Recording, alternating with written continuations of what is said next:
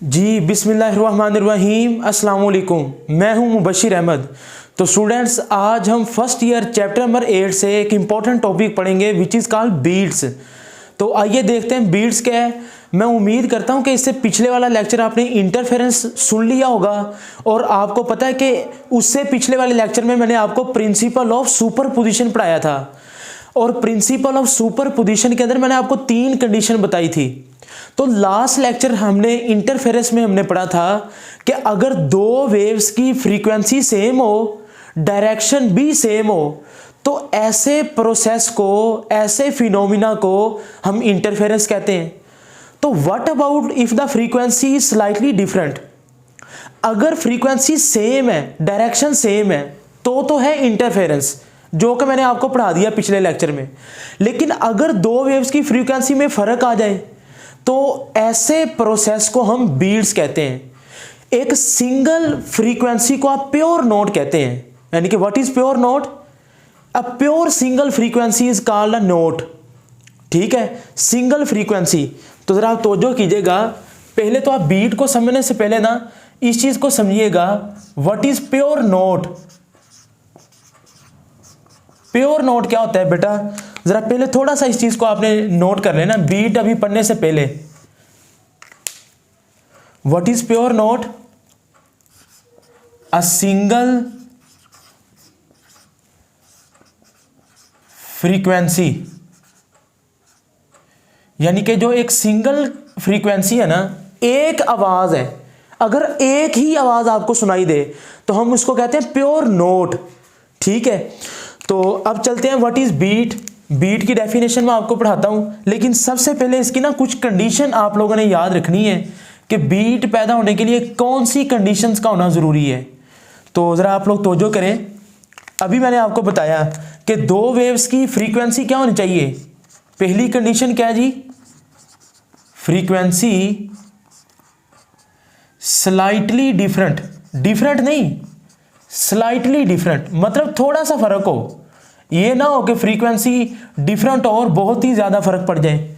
और डायरेक्शन, दोनों वेव्स की डायरेक्शन सेम होनी चाहिए। बस आप देख रहे हैं कि पिछले लेक्चर में और इस वाले लेक्चर में थोड़ा सा ही फर्क है। अगर फ्रीक्वेंसी सेम है तो इंटरफेरेंस है, अगर फ्रीक्वेंसी में थोड़ा सा फर्क है तो ये फिर बीट्स बन जाता है।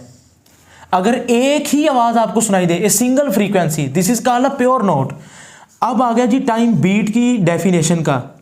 तो बच्चे जरा तवज्जो करें, इन्हीं दोनों पॉइंट्स को मैं बेस बना के इसकी डेफिनेशन लिखूंगा। तो जरा डेफिनेशन लिखते हैं जी। When two waves of slightly different frequency, different नहीं लिखना, स्लाइटली, हल्का सा। When two waves of slightly different frequency, जब दो वेव्स, बहुत थोड़ा सा फर्क हो उन दोनों वेव्स की फ्रीक्वेंसी में, of slightly different frequencies are moving, और वो चल रही हैं in the same direction, are moving in the same direction, और वो एक ही तरफ चल रही हैं, तो फिर क्या होगा बच्चे? याद रखिएगा, बीट किस प्रिंसिपल पर काम करती है? प्रिंसिपल ऑफ सुपरपोजिशन, जिसकी हमने 3 टाइप्स पढ़ी हुई है। ठीक है, आप तरतीब से लेक्चर को सुने। पहले आप सुने प्रिंसिपल ऑफ सुपरपोजिशन, फिर आप सुने इंटरफेरेंस, अब आप सुन रहे हैं बीट, इससे अगला है स्टेशनरी वेव। जब आप तरतीब से सुनेंगे ना, फिर आपको चीजों की वाज़ह समझ आएगी। ठीक है, जब दो वेव्स हो, दोनों की फ्रीक्वेंसी में स्लाइटली सा डिफरेंस हो, थोड़ा सा हल्का सा फर्क हो, और उनकी डायरेक्शन भी सेम हो, तो फिर क्या होगा जी?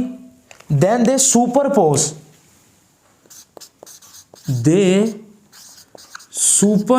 To each other.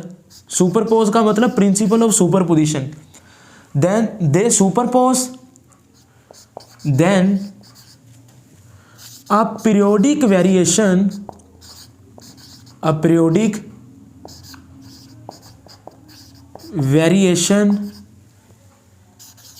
between, अब इधर आप 2 लफ्ज लिख सकते हैं, लाउडनेस या फेंटनेस, या आप लिख लें बिटवीन मैक्सिमम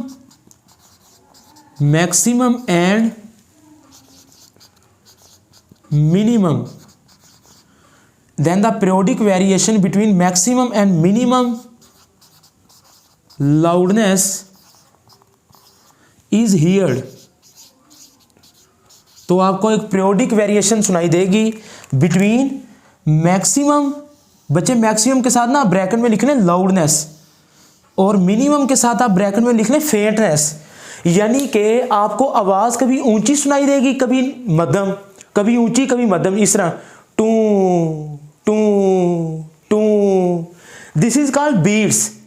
अगर आपको एक ही आवाज सुनाई दे रही है ना, फिर वो बीट नहीं है बल्कि वो एक प्योर नोट है। बात समझ आ रही है?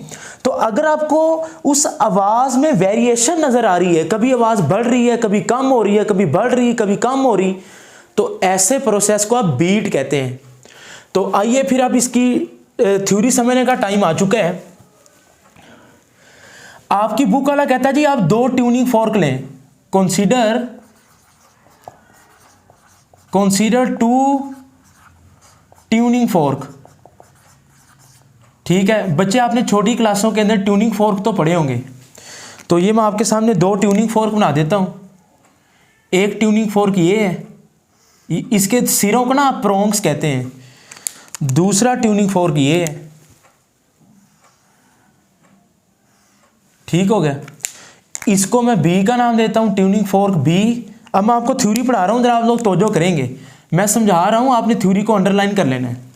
ठीक है, तो बेटा एक्सप्लेनेशन के अंदर क्या लिखता है बुक वाला, फर्ज करें कि आपके पास ना 2 ट्यूनिंग फोर्क है, एक का नाम ए है, दूसरे का नाम बी है। हम कोई भी फ्रीक्वेंसी को सपोज कर लेते हैं।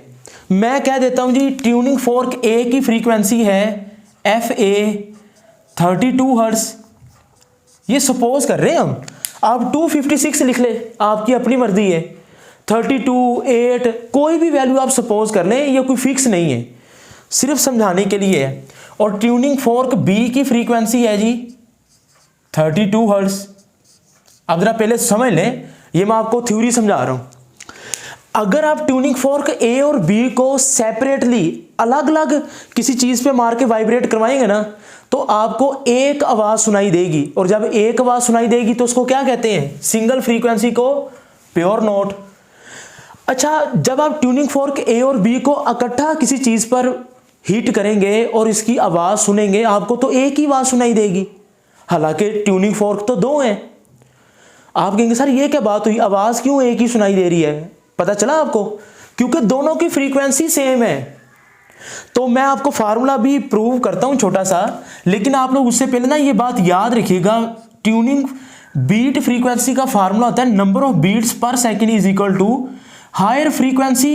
ये इधर आपने पता कैसे फार्मूला याद करना है, यानी कि चले मैं उधर लिख देता हूं, इधर आप ये बस नोट कीजिएगा, FA minus FB, higher frequency minus lower frequency, यानी कि लार्जर स्मॉलर।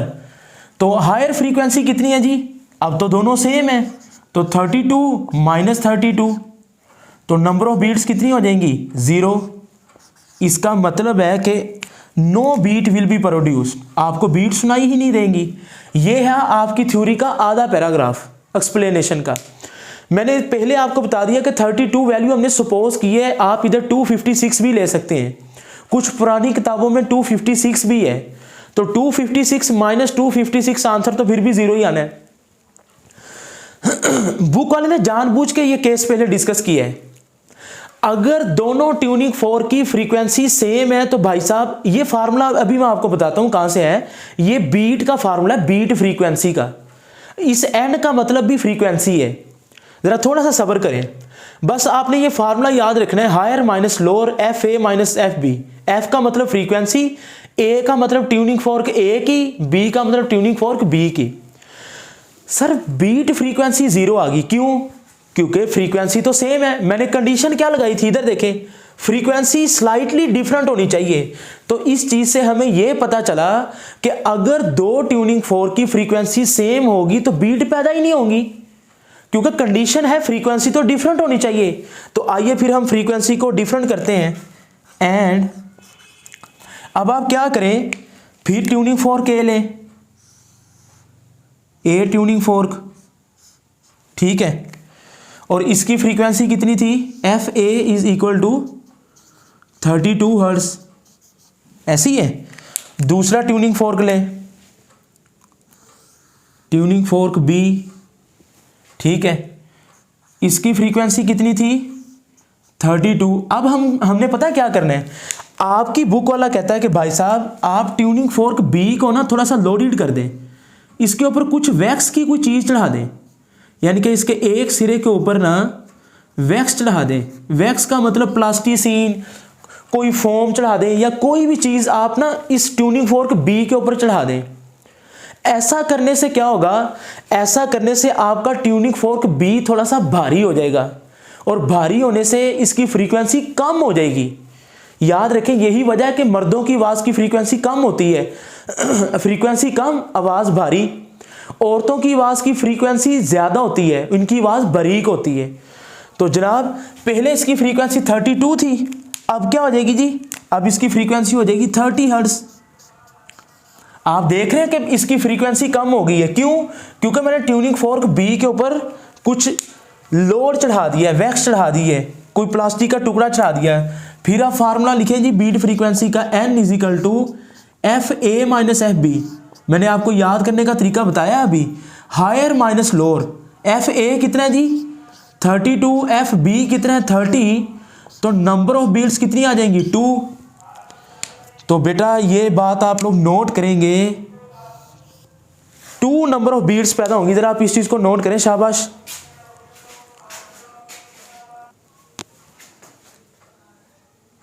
तो जी बेटा आपने देखा कि जब हम दो ट्यूनिंग फोर्क की फ्रीक्वेंसी को सेम रखते हैं तो हमें बीट सुनाई ही नहीं देती। जब दोनों की फ्रीक्वेंसी में आप देख रहे हैं 32 और 30 फर्क तो है लेकिन थोड़ा सा है, तो दो beat n is equal to 2 का मतलब पता है क्या है भाई, आपने साइड पे लिख लेना है। 2 का मतलब है कि आपको लाउड साउंड, जो आपको आवाज ऊंची सुनाई देगी ना, number of loud sound is equal to 2, number of faint sound 2, number of beat 2। तो 2 का मतलब यह है कि लाउड साउंड भी 2 मरतबा सुनाई देगी, फेंट साउंड भी 2 मरतबा सुनाई देगी, और नंबर ऑफ बीट्स भी 2 मरतबा पैदा होंगी। तो 2 का मतलब यह है, ये जो हमने डेफिनेशन में पढ़ा था ना, मैक्सिमम मिनिमम, तो 2 मरतबा आपकी आवाज ऊंची होगी, 2 मरतबा नीची होगी, मध्यम होगी। तो आइए फिर इसको डायग्राम बना के समझते हैं। आप लोग जरा तवज्जो कीजिएगा। ये मेरे पास है जी एक ट्यूनिंग फोर्क ए की फ्रीक्वेंसी। अब देखें ये तो बहुत ज्यादा है ना, ये मैं एक्स एक्सिस और वाई एक्सिस ले रहा हूं, जरा आप लोग तवज्जो करें।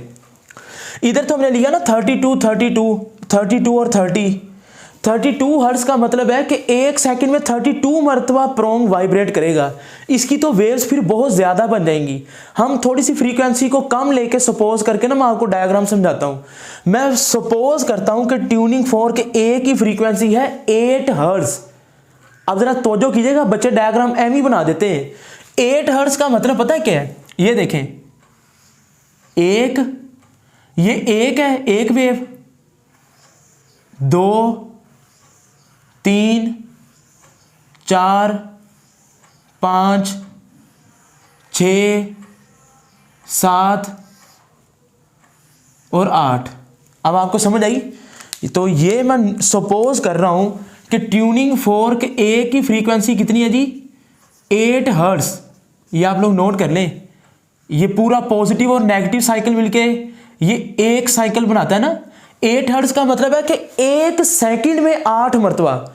8 मरतबा का मतलब है कि 8 चक्कर।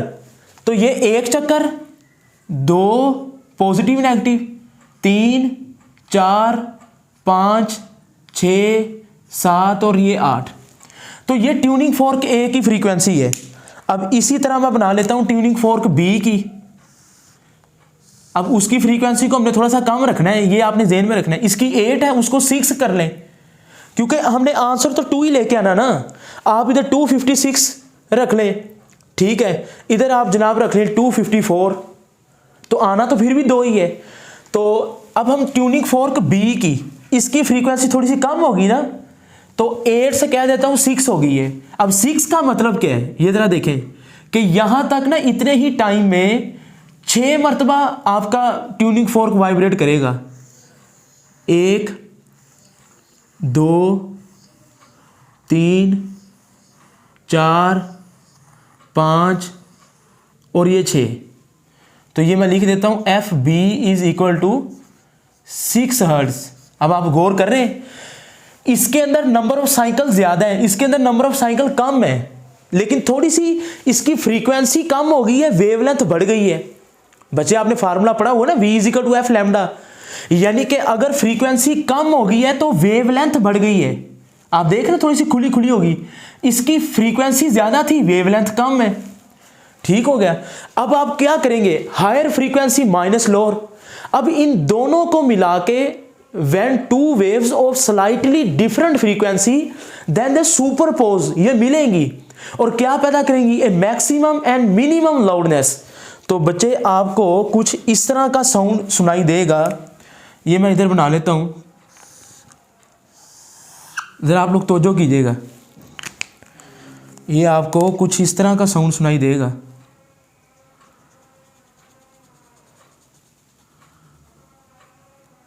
ठीक हो गया। अब ये जरा तवज्जो करें, n इज इक्वल टू 2 का मतलब क्या है। अब देखें, ये पॉइंट आप सपोज कर लें जी, दिस इज पॉइंट x, यानी कि इसको मैं नाम दे लेता हूं पॉइंट x का। आप देख रहे हैं कि क्रस्ट के नीचे क्रस्ट ही आ रहा है, तो जब क्रस्ट के साथ क्रस्ट आ रहा है तो एम्पलीट्यूड इंक्रीज करेगा। और इस सेंटर वाले पॉइंट पे देखें आप, जरा सेंटर वाले पॉइंट पे आप देखेंगे ना, तो बच्चे आपको क्रस्ट के नीचे ट्रफ आता हुआ नजर आएगा। ऐसे है, क्रस्ट के साथ क्या बन रहा है, ट्रफ। और फिर आप एंड पे देखेंगे आपको क्रस्ट के नीचे फिर क्रस्ट बनता हुआ नजर आ रहा है। तो ये हम 3 पॉइंट सपोज कर लेते हैं। इसको मैं नाम दे लेता हूं पॉइंट x का, this is point x and this is point y and this is point z। x से लेके, ये देखें, x से लेके y तक, यानी कि n इज इक्वल टू 2 का मतलब है कि 1 सेकंड में आपको 2 मरतबा आवाज ऊंची सुनाई देगी। तो ये देखें, जो पीक है ना 2 मरतबा, तो इधर मैं क्या कर लेता हूं, हाफ साइकिल ले लेता हूं ना। x से लेके y तक का जो टाइम पीरियड है, दिस इज 1/2 सेकेंड, ठीक है। और y से z तक का जो टाइम पीरियड है, ये भी 1/2 सेकेंड है। तो 1/2 का आप एलसीएम लेंगे तो 1 सेकंड बन जाएगा। ये बच्चे कुछ किताबों में ना गलती है, यानी कि वो इधर ले लेता है 1/4, तो वो 1/2 है, लेकिन आधे सेकंड में 2 मरतबा नहीं, 1 सेकंड में। हर्ट्ज का मतलब है ना साइकिल पर सेकंड। तो बेटा आप लोग जरा तवज्जो करें, ये आपको x पॉइंट पे एम्पलीट्यूड इंक्रीज करता हुआ नजर आएगा, इधर एम्पलीट्यूड इंक्रीज करेगा और फिर आपको एम्पलीट्यूड डिक्रीज करता करता नजर आएगा इस पॉइंट पे, y पॉइंट पे आपको लाउड, इधर लाउड साउंड सुनाई देगी, इधर फेंट, ठीक है। फिर आवाज ऊंची हो जाएगी, इधर बना लेता हूं, ये देखें, लाउड साउंड सुनाई देगा, फिर आपको फेंट साउंड सुनाई देगा, यानी कि इधर क्या सुनाई देगा, लाउड साउंड, इधर भी क्या सुनाई देगा, लाउड साउंड, आवाज ऊंची सुनाई देगी। और इस पॉइंट पे क्या सुनाई देगा जी, इस पॉइंट पे फेंट मध्यम आवाज, और इस पॉइंट पे भी फेंट मध्यम आवाज सुनाई देगी। यानी कि आप देख रहे हैं, आप इसको माइनस करें ना, 8 - 6 तो 2 ही आ जाएगा। तो इसका मतलब 2 मरतबा आवाज लाउड हुई है और 2 मरतबा ही फेंट हुई है। ये इधर भी फेंट होगी, लेकिन ये तो स्टार्टिंग पॉइंट है ना, इसको नहीं हम कंसीडर करेंगे, ये स्टार्टिंग है, यहां से तो शुरू हो रही है, ठीक है। अभी तो उसने वाइब्रेट ही करना नहीं शुरू किया। कुछ लोग इधर भी फेंट लिख देते हैं, फिर तो 3 मरतबा आ जाएगी। नहीं, आपने ये लेना जहां से 2 मरतबा लाउड, 2 मरतबा फेंट।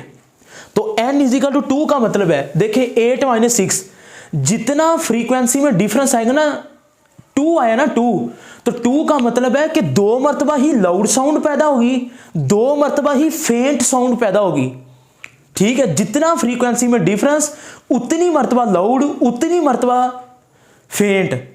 तो लाउड साउंड और फेंट साउंड की तादाद बराबर होगी, मैक्सिमम और मिनिमम की तादाद बराबर होगी। और ये लाउड साउंड और फेंट साउंड कितनी मरतबा होगी, जितना फ्रीक्वेंसी का डिफरेंस है। यानी कि अगर मैं इधर ले लेता हूं 5, तो 8 - 5 3, तो 3 का मतलब है 3 मरतबा लाउड साउंड पैदा होगी, 3 मरतबा फेड साउंड। बात समझ आई आपको? और बेटा आप लोग ये नोट करेंगे what is beat frequency. Beat frequency का फार्मूला आप लोग नोट करेंगे, बीट फ्रीक्वेंसी का। व्हाट इज बीट फ्रीक्वेंसी, पहले तो मैं इसकी डेफिनेशन लिख देता हूं, फिर इसका फार्मूला लिख देता हूं। Number of beats per second is equal to, beat frequency की डेफिनेशन नोट करें जी, नंबर ऑफ बीट्स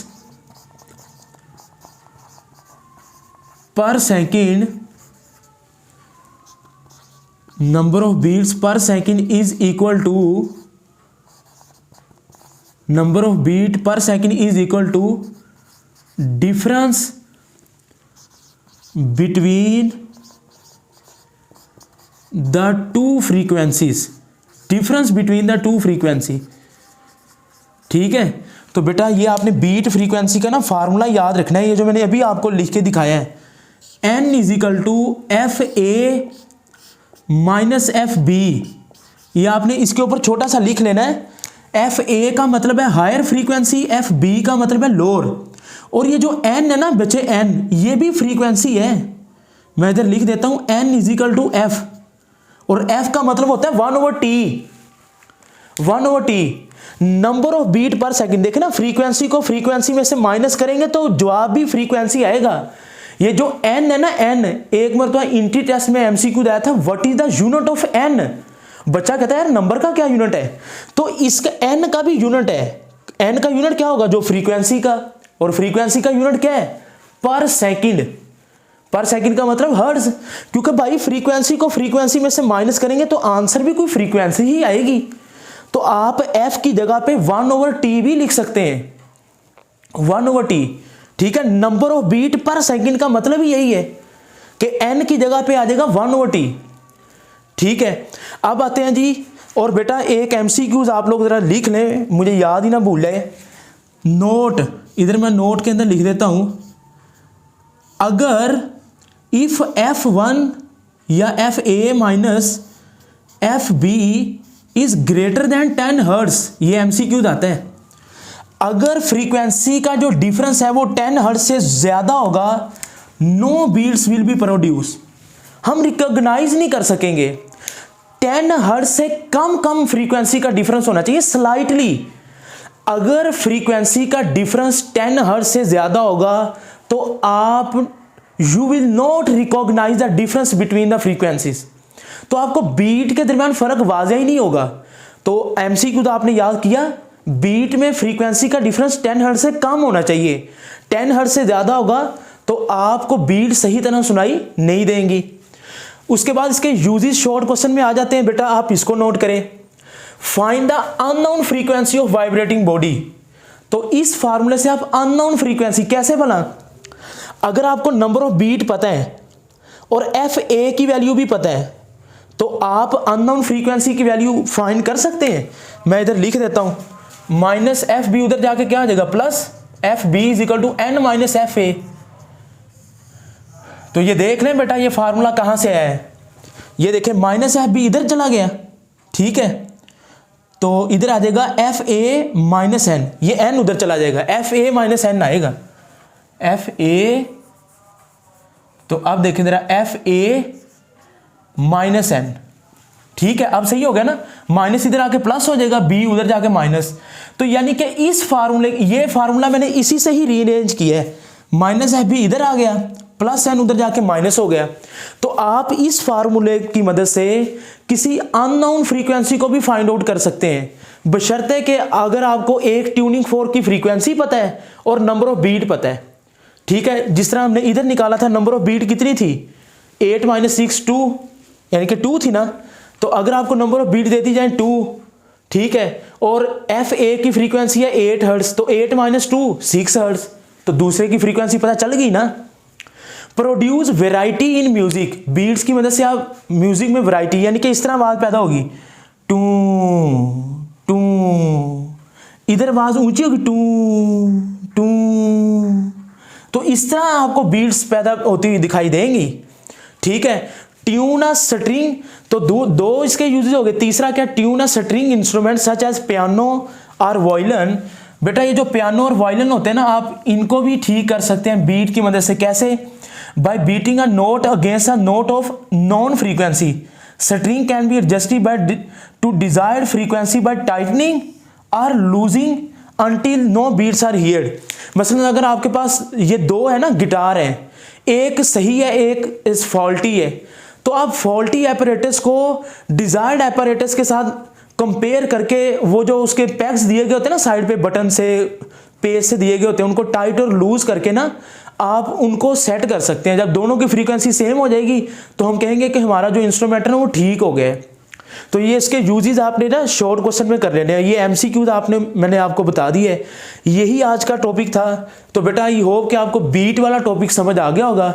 अपना बहुत सा ख्याल रखें, वीडियो को लाइक करें, कमेंट करें, शेयर करें और मुबशर अहमद को दें इजाज़त। अल्लाह हाफिज़।